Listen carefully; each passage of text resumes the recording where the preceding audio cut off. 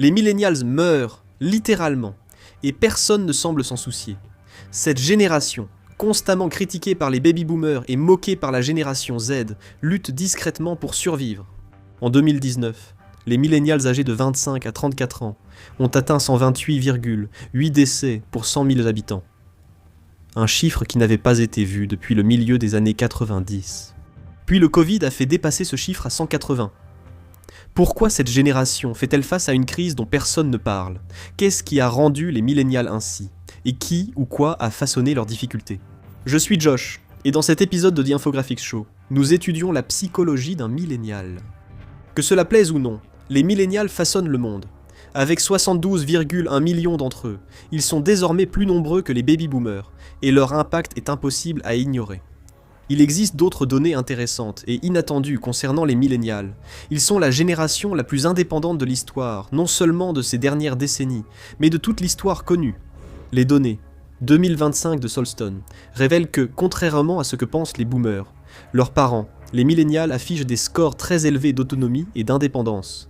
Ils ne suivent pas simplement le mouvement, ils tracent leur propre chemin. C'est logique, c'est la seule génération restante au bureau qui sait utiliser l'ordinateur sans aide. Mais beaucoup d'autres aspects de leur vie ne se passent pas aussi bien. Tout a commencé avant leur entrée au lycée. Les baby-boomers sont nés et ont grandi dans des conditions très différentes de celles des milléniaux, créant ainsi un fossé. Ils croyaient qu'en travaillant dur, on gravirait les échelons, gagnerait bien sa vie, achèterait une maison et fonderait une famille. Mais ce n'est plus la réalité pour leurs enfants.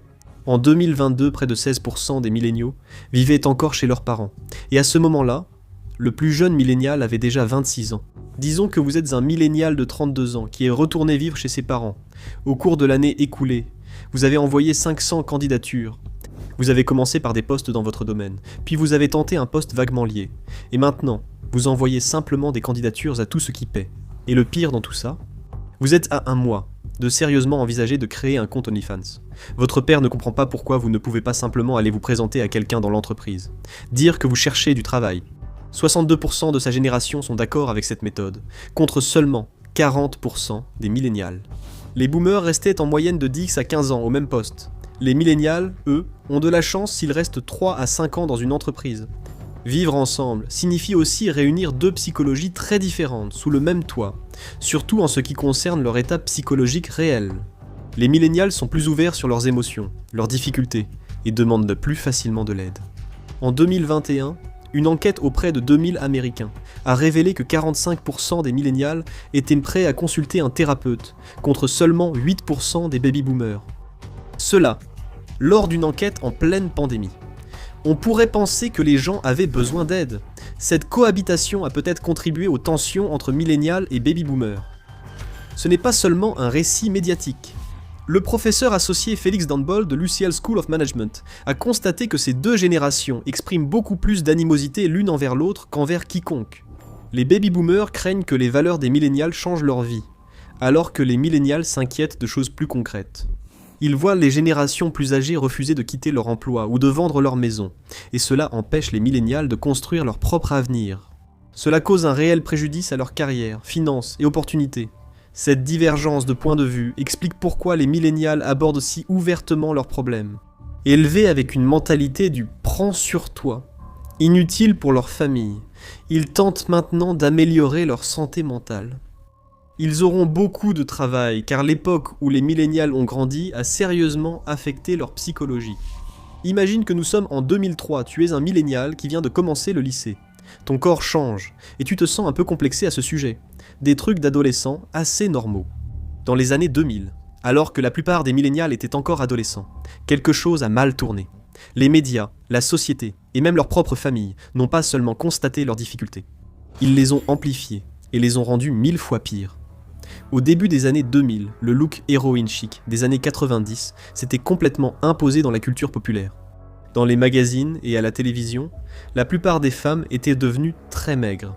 Cela a entraîné une forte hausse des troubles alimentaires, comme l'anorexie et la boulimie. Selon une étude de Zhao et Insinosa, entre 1999, 2000 et 2005, 2006, les hospitalisations pour troubles alimentaires ont explosé. Cela était particulièrement visible chez les millennials, alors qu'ils étaient préadolescents, adolescents ou au début de la vingtaine. Les hospitalisations ont augmenté de 18%, chez les personnes âgées de 12 à 19 ans de 19%, chez celles de 19 à 30 ans, et de 119% chez les moins de 12 ans. Une génération entière était visée.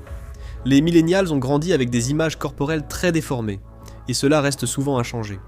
Dans une enquête de 2020 sur la confiance en son corps, le groupe de femmes le moins confiant était celui des millennials. Les femmes âgées de 25 à 34 ans ont évalué leur confiance en leur corps à 37 sur 100. C'est à peine la moitié d'une note d'échec. Si cette plongée dans la psyché d'une génération autrefois convaincue que le toast à l'avocat était un investissement vous plaît, aimez, partagez et abonnez-vous. Cela donne aussi à nos rédacteurs l'impression d'être plus adultes. En plus de lutter sans cesse pour rester minces, les millénials allaient découvrir un autre état d'esprit qui les suivrait toujours. La culture de l'hyperproductivité, aussi appelée la voie vers l'épuisement. Tu es un millénial. En 2006, tu es sur le point d'obtenir ton diplôme de lycée. Tes parents, tes conseillers d'orientation, le monde entier te disent que l'université n'est pas seulement importante, mais nécessaire. Tu fais peut-être même partie de la première génération de ta famille à obtenir un diplôme universitaire. Tu commences à postuler dans les meilleures écoles auxquelles tu peux accéder. Et puis ça arrive, tu es accepté dans l'école de tes rêves. Et puis tu vois les frais de scolarité. Ta mâchoire se décroche. Peut-être que tu peux prendre un petit boulot en plus pour couvrir ça. Peut-être pas si vite. Une étude a révélé que de 1988 à 2018, les frais de scolarité dans les universités privées ont augmenté en moyenne de 129%. Les frais de scolarité des établissements publics, pourtant plus abordables, ont explosé avec une hausse massive de 213%. Avant, un salaire d'emploi d'été ou à temps partiel suffisait pour payer les frais de scolarité. Ce n'était plus le cas pour la plupart des milléniaux à leur entrée à l'université. Je pense qu'il est temps de prendre un prêt sans impact sur ton avenir. Après tout, ce diplôme va forcément te permettre de décrocher un boulot qui rapporte vraiment, non ? Non ? Pas pour la plupart des millénials. Une étude a révélé qu'à 35 ans, 17% des baby-boomers avaient suivi un parcours universitaire menant à une carrière professionnelle prestigieuse et bien rémunérée, comme le droit ou la médecine. À 35 ans seulement, 7,3% des millénials avaient fait de même. C'est moins de la moitié. Pourquoi les millénials n'accèdent-ils pas à des carrières bien rémunérées, ce qui alourdit leur fardeau psychologique ? Parce que le système a rendu cela presque impossible, créant une culture de l'hyperproductivité devenue un épuisement psychologique pour beaucoup. Pourquoi les millénials s'épuisent-ils ? Ils ont commencé à travailler lors d'une des pires récessions récentes, avec peu d'emplois disponibles. Les salaires de début étaient bas, et les gens étaient reconnaissants de ce qu'ils obtenaient. Le professeur de stratégie Nicolas Bianchi, de la Kellogg School of Management, a étudié les facteurs à l'origine de la mentalité du travail acharné chez les millénials. Son travail illustre à quel point le marché du travail offrait très peu de perspectives aux millénials. Entrer sur ce marché en 2010 relevait du défi, l'économie mondiale ayant plongé dans un gouffre. Le taux de chômage parmi votre génération se situe entre 12 et 19% selon le Pew Research Center. Même avec une licence en économie, et des milliers à rembourser chaque mois pour vos prêts, tout ce que vous trouvez, c'est un emploi dans la vente au détail. Ça paie à peine les factures. Après quelques années, un poste dans une entreprise réellement liée à votre domaine s'ouvre et là, boum, vous décrochez le job. Il suffit de travailler dur pendant quelques années et vous pourrez commencer à gravir les échelons. Mais très vite, vous verrez que vous n'avancez pas, comme la plupart des gens. Pourquoi ? La récession et ses conséquences ont créé un climat dans lequel la génération des baby-boomers est devenue plus hésitante à prendre sa retraite de ses postes de direction. Gravir les échelons est devenu plus difficile que jamais. Le résultat fut un mélange de désespoir et de labeur sans fin. C'est la lutte emblématique de la génération Y. Cela pousse aussi les millénials à changer plus souvent d'entreprise et de carrière. Ils sont moins confiants quant aux bénéfices de la loyauté envers l'entreprise et des grandes entreprises américaines en général. Mais ils travaillent beaucoup plus longtemps et plus dur pour essayer de joindre les deux bouts, et ils défendent du mieux leur propre voie à suivre. Donc, contrairement à la croyance populaire, les millénials ne sont pas paresseux et ne dépensent pas tout leur argent. Ils sont surmenés et plus pauvres que les autres générations. La productivité des travailleurs a fortement augmenté depuis l'époque où les baby-boomers étaient sur le marché du travail jusqu'à aujourd'hui. Entre 1979 et 2021, la productivité moyenne des travailleurs américains a augmenté de 64,6%, mais les salaires n'ont augmenté que de 17,3%. Ah, et votre collègue de 64 ans au bureau est payé bien plus que vous. En fait, il gagne probablement plus que ce que vous ne gagnerez jamais de sitôt. Entre 1979 et 2018, l'écart salarial entre les travailleurs de plus de 55 ans et ceux de moins de 35 ans a augmenté de 61%. Ce n'est pas seulement un phénomène américain non plus. L'étude de Bianchi a révélé qu'après que l'Italie a relevé l'âge de la retraite à 67 ans, en 2011, la situation s'est aggravée pour les jeunes travailleurs. Soudain, seules les récompenses allaient aux seniors, les autres peinaient à s'en sortir. De 1985 à 2019, l'âge moyen des travailleurs en Italie a augmenté de 19%. Pendant la même période, tous ceux de plus de 55 ans ont aussi commencé à bien gagner leur vie. Les personnes de 56 ans ont vu leurs salaires augmenter de 33%, tandis que celles de 65 ans ont connu une hausse de 53%. Mais pour ceux de moins de 35 ans, leurs salaires n'ont augmenté que de 14%. L'écart de salaire moyen entre les travailleurs plus âgés et les plus jeunes a presque doublé, augmentant de 96%. Pas étonnant que les millénials soient les plus épuisés et tristes que leurs collègues baby-boomers.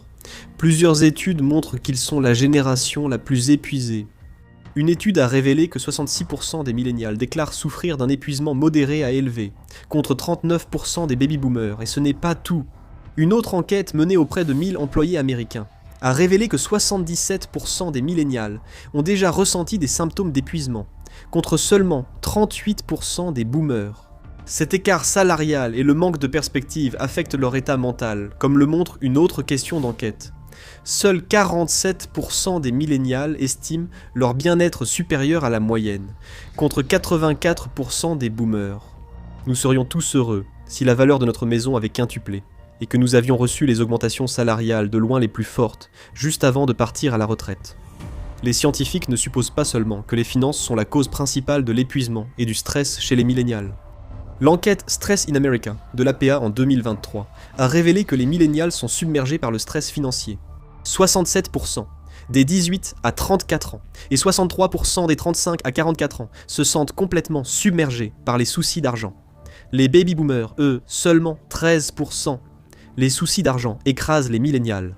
Et même s'ils ont obtenu quelques augmentations assez faibles, cela ne se traduit pas par une meilleure qualité de vie. Oxfam a découvert que les travailleurs âgés de 25 à 34 ans gagnent environ 4200 $ de moins qu'ils ne l'auraient fait il y a 30 ans. C'est en partie le résultat d'une inégalité croissante dans l'ensemble des pays riches, un phénomène qui dure depuis un certain temps déjà, ainsi que de la stagnation générale des entreprises. Les milléniaux sont mieux éduqués que les générations précédentes, tout en étant sous-payés, surmenés et beaucoup plus endettés.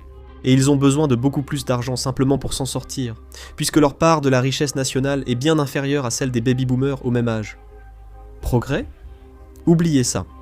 La Réserve fédérale avance une autre explication.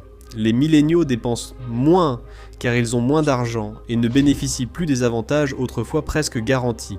De 2000 à 2021, le nombre de diplômés universitaires qui ont obtenu une assurance santé fournie par l'employeur comme avantage a chuté de 22%. Cela a créé une génération beaucoup plus précaire, qui hésite à se lancer dans de grands projets de vie comme fonder une famille. Les milléniaux font aussi partie de la génération sandwich. Beaucoup s'occupent à la fois de jeunes enfants et de parents âgés, ce qui ajoute encore plus de stress. Une des raisons pour lesquelles ils font partie de la génération sandwich, c'est parce qu'ils attendent d'être plus âgés pour avoir des enfants, afin de pouvoir se permettre d'en avoir. Cela est dû au coût de la vie très élevé dans la plupart des pays occidentaux. Il faut plus de temps aux gens pour devenir financièrement stables de nos jours, et par plus de temps, on veut dire potentiellement toute leur vie. Entre 1980 et 2023, l'âge médian du mariage pour les femmes a augmenté de 29%, passant de 22 à 28,4 ans. L'âge médian pour une première naissance chez les femmes a augmenté de 23%, passant de 22,6 à 27,9 ans. Seuls 13% des milléniaux ont choisi le mariage et la parentalité précoce. 27% des baby-boomers ont fait pareil. Même si ce n'est pas forcément une mauvaise chose pour certains milléniaux, attendre avant de se marier et d'avoir des enfants n'est pas un choix, mais une nécessité financière. Supposons que vous soyez une femme milléniale de 32 ans souhaitant un enfant. Vous devrez retourner travailler rapidement après l'accouchement, car votre entreprise offre peu de congés maternité et il est difficile de trouver un autre emploi actuellement. Vous calculez le coût de la garde d'enfants et contactez les crèches locales. D'après les devis reçus, la moyenne est de 2500 $ par mois. Le coût de la garde d'enfants a augmenté de 220% depuis 1990 et ce n'est même pas totalement fiable. Le rapport Kids Count 2023 indique que plus de la moitié des parents actifs ont dû arriver en retard au travail ou partir plus tôt ces 3 derniers mois, à cause de soucis de garde d'enfants. Encore pire, 23% de ces parents déclarent avoir été licenciés à cause de ces problèmes. Vous regardez à nouveau les feuilles de budget, en réalisant que non seulement vous ne pouvez pas vous permettre de payer une garde d'enfants, mais que vous risquez aussi de perdre votre emploi à cause de cela. Et cela ne prend même pas en compte tous les nouveaux vêtements, lits pour bébé, biberons et couches que vous devrez acheter.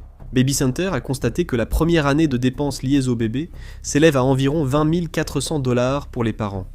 Cela n'inclut généralement pas l'accouchement ni la garde d'enfants. Les frais pour élever un bébé peuvent atteindre 22% du revenu du foyer. Selon Care.com, un parent consacre en moyenne jusqu'à 29% de ses économies à la garde d'enfants. À titre de comparaison, le département américain de la santé et des services sociaux recommande que les familles dépensent au maximum 7% de leurs revenus pour la garde d'enfants. En raison de ces coûts élevés, la moitié des mères ont modifié leurs projets familiaux. Un quart des futures mères ont décidé d'avoir moins d'enfants. Les coûts exorbitants ont influencé tous les aspects de la façon de penser des milléniaux, même un aspect aussi personnel que celui de donner naissance. Mais alors qu'une grande partie des milléniaux ont du mal à s'en sortir, un autre segment se porte mieux que jamais. Et cela s'explique par le fait que les inégalités ont rapidement augmenté au fil des années. L'indice de Gini ayant augmenté de 25% entre 1968 et 2022. Cela a creusé un grand fossé de bien-être chez les milléniaux. Par exemple, les travailleurs des services peu qualifiés parmi les baby-boomers pouvaient espérer une vie décente. 63% d'entre eux étaient propriétaires de leur logement à l'âge de 35 ans. Dans ce même groupe, chez les milléniaux, seulement 42% étaient propriétaires de leur logement. Les milléniaux les plus pauvres, environ 14% au total, ont en réalité un patrimoine net négatif, contre seulement 8,7% des baby-boomers. Ce profond fossé d'inégalité fragmente les communautés et génère du ressentiment, menant souvent à la criminalité et à la violence.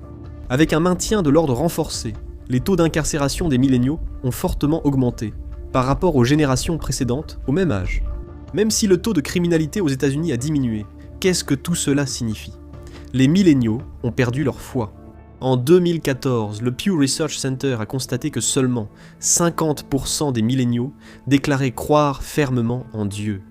64% de la génération X et 70% des baby-boomers ont dit la même chose. En fait, 35% des milléniaux n'appartiennent à aucune religion organisée. Les scandales dans l'église catholique n'ont sans doute pas aidé.